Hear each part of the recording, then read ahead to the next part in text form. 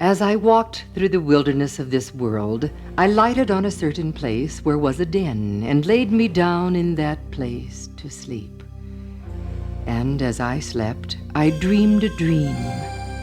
I dreamed, and behold, I saw a man clothed with rags, standing in a certain place. His face was turned away from his own house. He had in his hand a book, and upon his back a great burden. As I looked, I saw him open the book and read therein. And as he read, he wept and trembled, and not being able longer to contain, he brake out with a most lamentable cry. What shall I do? Oh, what shall I do? In this plight, therefore, he went home and restrained himself as long as he could, that his wife and children should not perceive his distress. But he could not long be silent, because that his trouble increased. Wherefore at length he brake his mind to his wife and children, and thus he began to talk to them.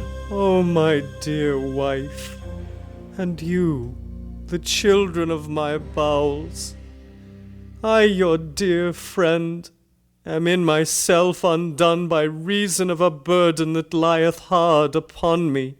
Burden? What burden, my dear?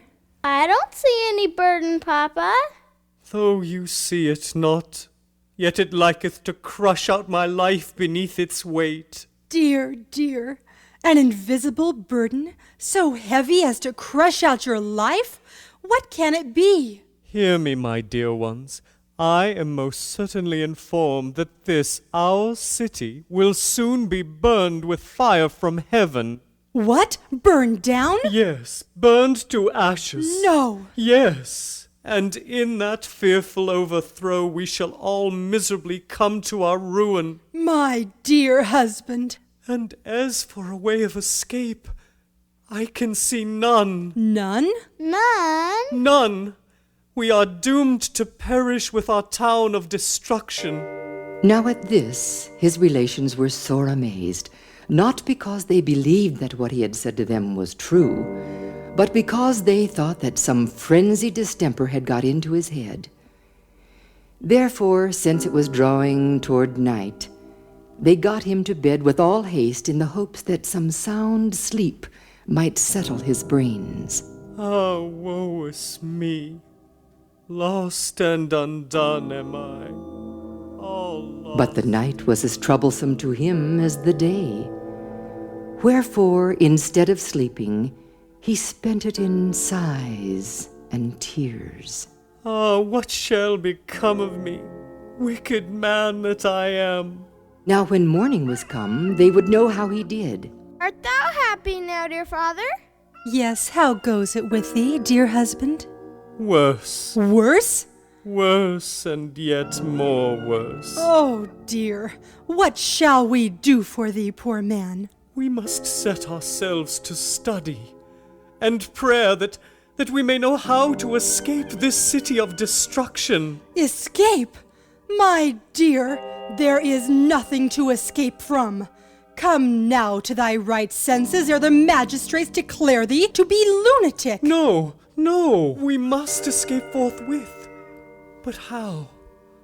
Only how? Husband, come to thyself. So they, believing him to be taken with the distemper, sought to drive it away by behaving towards him with utmost hardness and disrespect. Sometimes they would deride him, sometimes chide him, at other times they would quite neglect him. Wherefore he began to retire himself to his chamber, to pray for and pity them, and also to condole his own misery. He would also walk solitary in the fields, sometimes reading, and sometimes praying. And thus for some time he spent his days. Now I saw, upon a time, when he was walking in the fields, that he was, as he was wont, reading in his book, and greatly distressed in his mind. And as he read, he burst out as he had done before, crying, O wretched man that I am! What shall I do to be saved? I saw also that he looked this way and that way, as if he would run. Yet he stood still, because, as I perceived, he could not tell which way to go.